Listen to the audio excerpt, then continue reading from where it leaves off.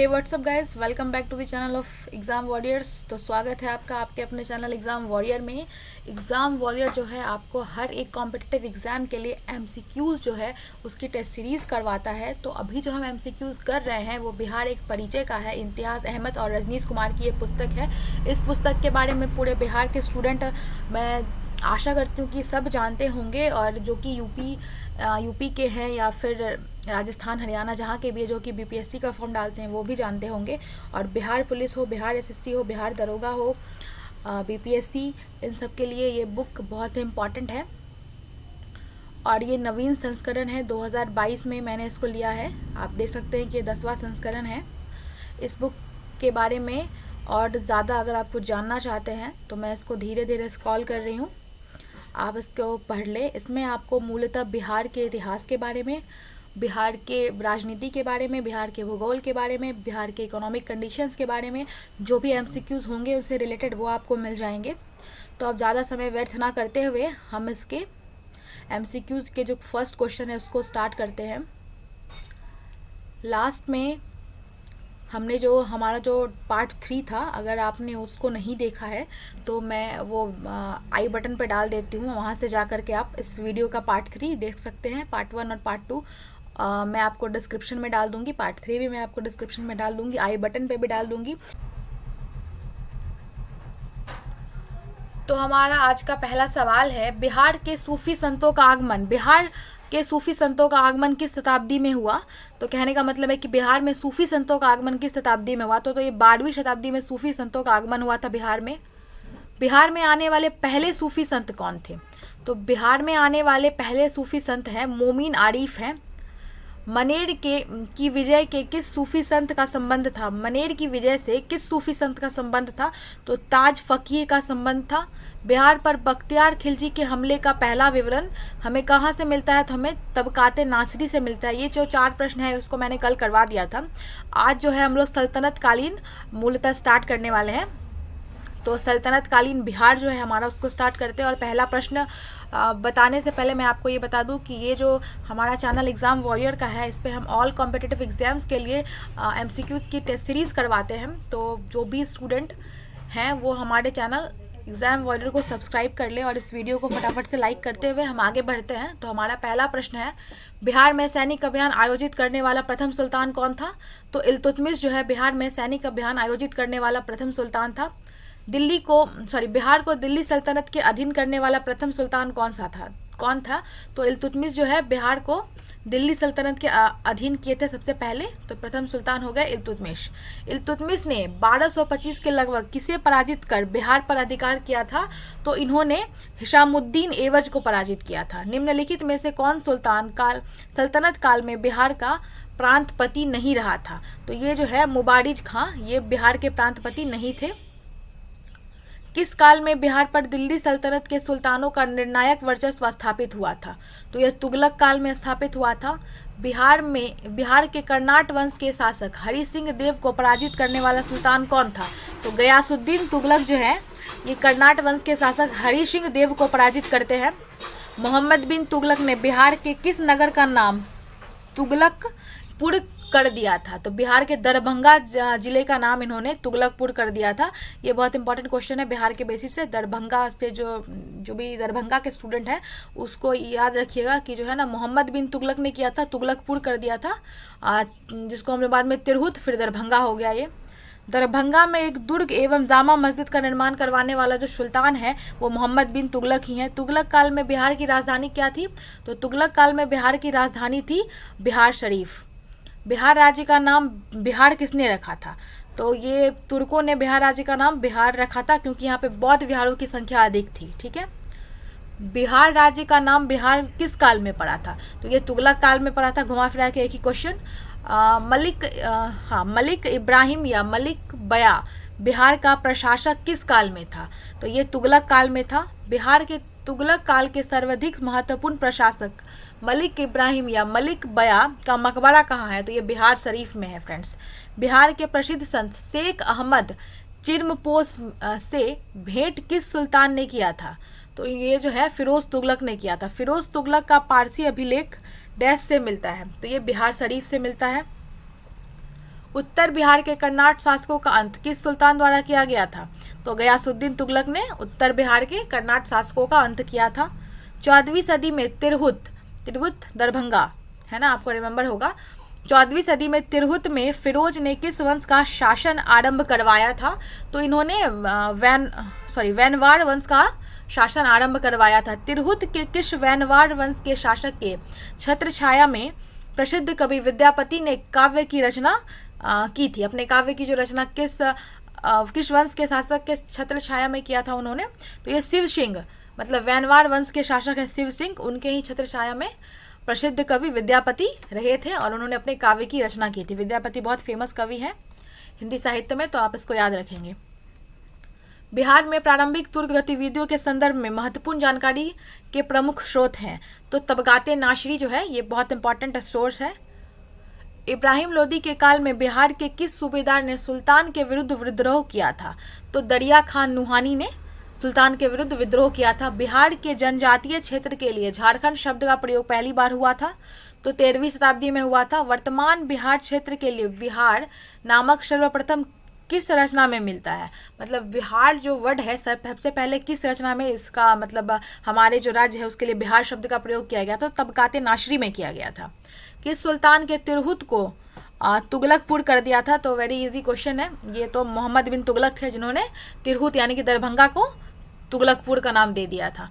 किस सुल्तान ने तिरहुत से अपने सिक्के जारी किए थे? मतलब तुगलकपुर या फिर दरभंगा से अपने सिक्के जारी किए थे? तो मोहम्मद बिन तुगलक है। मोहम्मद बिन तुगलक जो है ना दरभंगा से बहुत रिलेटेड है, तो दरभंगा और मोहम्मद बिन तुगलक दोनों का कॉम्बिनेशन को याद रखेंगे आप। किस सुल्तान ने राजगीर स्थित जैन मंदिरों को अनुदान दिए थे? तो ये जो थे वो फिरोज शाह तुगलक थे, जो राजगीर में स्थित जैन मंदिर है उन्होंने वहाँ पे अनुदान दिया था। तुगलक काल में बिहार के प्रांतपति पद पर आसीन रहे, कौन आसीन रहे थे फ्रेंड्स? तो मलिक बया और मजदुल मुल्क दोनों आसीन रहे थे।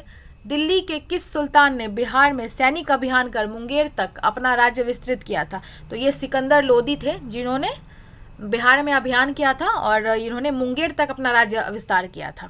बख्तियार खिलजी का बिहार में प्रथम पड़ाव कहाँ था? तो ये मनेर में था। बिहार शरीफ स्थित मलिक बया के मकबरे की विशिष्टता है, तो क्या विशिष्टता है? तो ये सलामी दीवारें, ठीक है, बैटर्ड वॉल है यहाँ पे और लंबूतरा गुम्बद है, ठीक है, कॉनिकल डोम यहाँ पे है। मनेर स्थित बड़ी दरगाह में किसका मजार है? तो ये जो है ना मुखदुम यहिया का मजार है। अब हम लोग पढ़ने वाले हैं चेर वंश और उज्जैनिया वंश के बारे में, ठीक है, बिहार से रिलेटेड प्रश्न है। और चेर वंश और उज्जैनिया वंश को प्रारंभ करने से पहले एक बार मैं फिर से बता दूं कि एग्जाम वॉरियर का जो चैनल है ऑल कॉम्पिटिटिव एग्जाम के लिए MCQ करवाता है आपको, तो फटाफट से इस चैनल को सब्सक्राइब कर दीजिए और लाइक करते हुए इस वीडियो को हम आगे बढ़ते हैं। आगे बढ़ेंगे तो चेर वंश और उज्जैनिया वंश में पहला प्रश्न जो हमारा है, पूर्व मध्यकाल में सोन नदी की घाटी के क्षेत्र में किस जनजाति राज्य का उत्थान हुआ था? तो ये जो है खारवाड़ जनजाति का है जो उनका उत्थान हुआ था। पाल सत्ता के पतन काल में मध्य बिहार में किस जाति ने अपना राज्य गठित किया? तो ये भार जाति है, उन्होंने अपना राज्य गठित किया था, ठीक है। एक सेकेंड फ्रेंड्स, मैं ना सोच रही हूँ, हाँ ये भी हम ले लेते हैं, थोड़ा मुझे आइडिया नहीं है ज़्यादा कुछ, ठीक है। तो अब जो हमारा अगला प्रश्न है ये वाला, चेर राज्य का संघर्ष किन मुस्लिम राजवंशों से के साथ हुआ था? तो ये जो है तुगलक के साथ हुआ था इनका, ठीक है, पहला हो जाएगा तुगलक के साथ हुआ था, और हुआ था सूर के साथ हुआ था, और मुगल, इन तीनों के साथ हुआ था, ठीक है। उसके बाद दलपत शाही का संबंध किस राज्य से था? तो दलपत शाही जो है उनका संबंध उज्जैनिया राज्य से था, ठीक है। चेर शासकों को शाहाबाद क्षेत्र से विस्थापित किया गया था, ठीक है, चेर शासकों को शाहाबाद क्षेत्र से विस्थापित किया गया था। तो किन के द्वारा विस्थापित किया गया था? तो ये जो है उज्जैनियों के द्वारा इनको विस्थापित किया गया था। शेरशाह ने मुगलों के विरुद्ध संघर्ष में किसका सहायता किया था? मतलब शेरशाह ने मुगलों के विरुद्ध मुगलों के विरुद्ध जो युद्ध हुआ था, तो शेरशाह ने इन चारों में से किसका साथ दिया था? तो शेरशाह ने चेर शासकों का साथ दिया था, ठीक है, आगे हम बढ़ते हैं। तो बिहार पर राज्य करने वाला जनजातीय राजवंश कौन है? तो चेर जो है ये बिहार पर राज्य करने वाला जनजातीय राजवंश है। और याद रखिएगा जो चेर है ना, ये राजवंश ओनली नहीं है, जनजातीय राजवंश है। ठीक है, किस चेर राजा ने जगदीशपुर के मेले की शुरुआत की थी? तो ये जगदीशपुर का जो मेला है इसकी शुरुआत किसने की थी? तो फूलचंद जो है राजा हैं, चेर वंश के ये राजा हैं, इन्होंने किया था, इन्होंने शुरुआत करी थी जगदीशपुर के मेले की। चेर जनजाति की शक्ति का वास्तविक पतन किसके द्वारा हुआ था? मतलब किसके द्वारा हुआ? तो ये उज्जैनी शासकों के द्वारा हुआ था। ठीक है, भोजपुर में उज्जैनिया वंश का संस्थापक कौन था? तो संतन सिंह। संतन सिंह जो है भोजपुर में उज्जैनिया वंश के संस्थापक थे। भोजपुर के उज्जैनी शासकों की राजधानी रही थी। तो भोजपुर के उज्जैनी शासक जो थे उनकी राजधानी ढावा भी थी, बिहटा भी थी और बक्सर भी थी। ठीक है, भोजपुर के उज्जैनी शासक निम्न में से कौन नहीं थे? तो कौन नहीं थे फ्रेंड्स? तो ये जो है बागमल, ये जो है भोजपुर के उज्जैनी शासक में से ये बागमल जो है वो नहीं थे। बाकी संग्राम देव थे, राजा राम शाही थे और राजा नारायण मल, तीनों थे, लेकिन ये बागमल जो है वो नहीं थे। चांद एवं मुंड जो चंडेश्वरी एवं मुंडेश्वरी नामक मंदिरों से जुड़े हैं, ये संबंधित हैं। तो ये जो है ना शाहबाद के चेर से संबंधित है। ठीक है, अब जो हमारा अगला जो पॉइंट है बिहार के अफगान राज्य, अब हम पढ़ने वाले हैं बिहार के अफगान राज्य से रिलेटेड ऑब्जेक्टिव। तो हम आते हैं हमारा पहले प्रश्न पे। बिहार में अफगान सत्ता के आरंभिक उत्कर्ष में निर्णायक देन थी।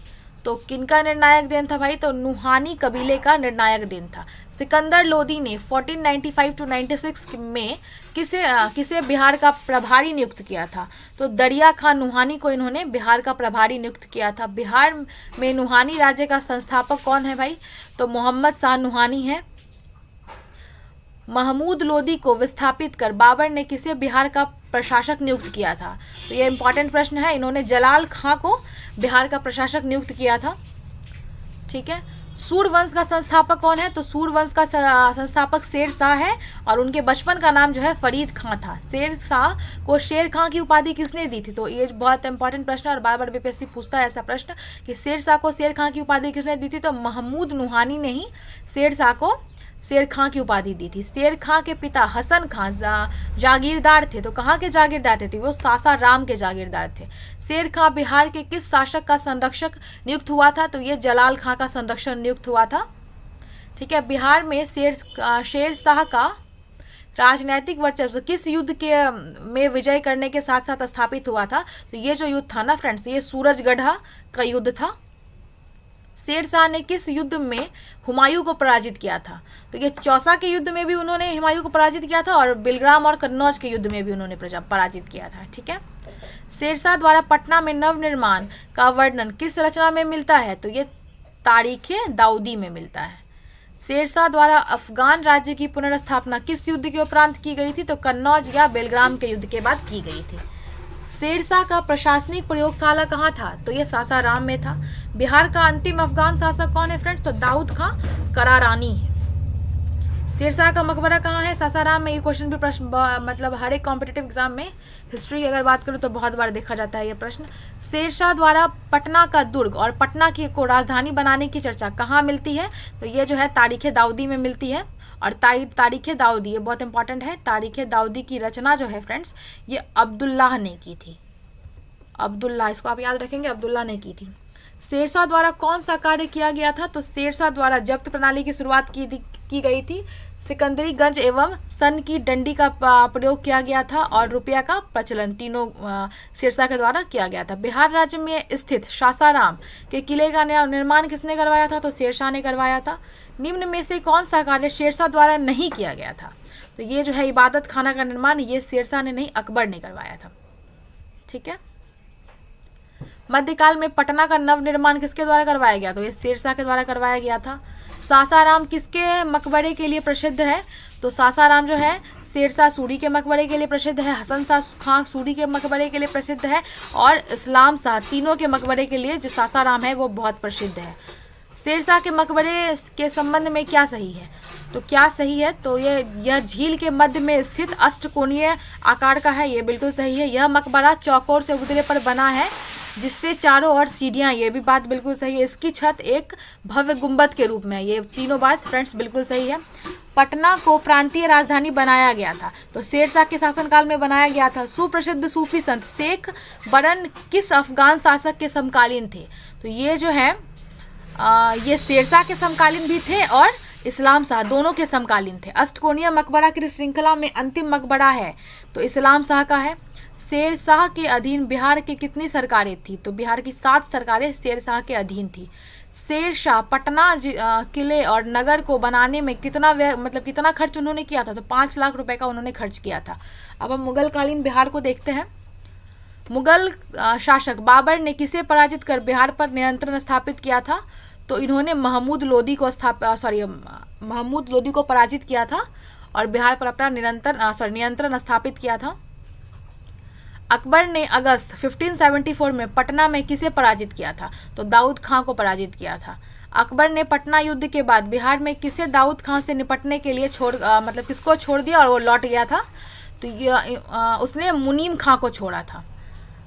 1580 में बिहार का सूबेदार किसे बनाया गया था? तो खान ने आजम मिर्जा अजीज कोका को बनाया गया था। किस मुगल शासक के समय बिहार पठानों एवं मुगलों के बीच लड़ाई का केंद्र बना रहा? तो अकबर के समय। अकबर के समय में कहाँ के उज्जैनी राजा दलपत शाही में विद्रोह किया था?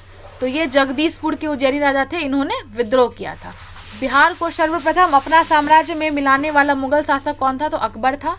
बिहार को मुगल साम्राज्य के प्रांत का दर्जा दिया गया तो 1580 में दिया गया था। किस मुगल शासक ने मनेर की बड़ी दरगाह का भ्रमण किया था? तो बाबर ने किया था। किस मुगल शासक ने मनेर में बंगाल के सुल्तान से भेंट की थी? तो हुमायूं ने की थी। पटना की विजय के किस मुगल शासक ने भाग लिया था पटना की विजय में? तो ये अकबर ने भाग लिया था। किस मुगल राजकुमार ने अपने विद्रोह के क्रम में बिहार में शरण लिया था? तो ये शेर शाहजहां जो है उन्होंने बिहार में शरण लिया था। तो मुगलकालीन बिहार में कितनी सरकारें थी? तो 7 सरकारें थी। अकबरकालीन बिहार के सूबेदार में सबसे प्रसिद्ध कौन था? तो राजा मानसिंह था। किस मुगल सूबेदार ने रोहतास को अपनी राजधानी बनाया था? तो राजा मानसिंह जो थे उन्होंने रोहतास को अपनी राजधानी बनाया था। किस मुगल शासक के समय में बिहार में सर्वाधिक विद्रोह हुए थे? तो अकबर के समय में बिहार में सर्वाधिक विद्रोह हुए थे। बिहार में मुगलकालीन इमारतों में सबसे पुराना है तो कौन सा है? हाजीपुर का जो जामा मस्जिद है वो सबसे पुराना है। राजकुमार अजीम द्वारा अजीमाबाद को बसाने में कितना खर्च किया गया था? तो 1 करोड़ रुपए का खर्च किया गया था। बिहार में राजकुमार अजीम का कार्यकाल क्या था? तो 1702 से 1712 तक था। औरंगजेब के शासनकाल में बिहार में कितनी सरकारें थी? तो 8 सरकारें थी या फिर 8 प्रमंडल था। किस मुगल शासक के शासनकाल में खोखरा देश या छोटा नागपुर की विजय संपन्न हुआ था? तो जहांगीर के शासनकाल में हुआ था। सिख गुरुओं में किनका बिहार में घनिष्ठ संबंध रहा है? तो फ्रेंड्स ये जो है गुरु नानक का भी रहा है, गुरु तेग बहादुर का भी रहा है और गुरु गोविंद सिंह का भी रहा है। किस मुगल सम्राट के शासनकाल में बिहार पर दिल्ली का नियंत्रण वस्तुतः समाप्त हो गया था? तो फर्रुखसियर जो है उनके टाइम पे बिहार पर दिल्ली का नियंत्रण बिल्कुल समाप्त हो चुका था। ईरानी यात्री मोहम्मद शाहिद किस मुगल शासक के समय में बिहार आया था? तो जहांगीर के समय में यह बिहार आया था। ईरानी यात्री अब्दुल लतीफ किस मुगल शासक के शासनकाल में बिहार आया?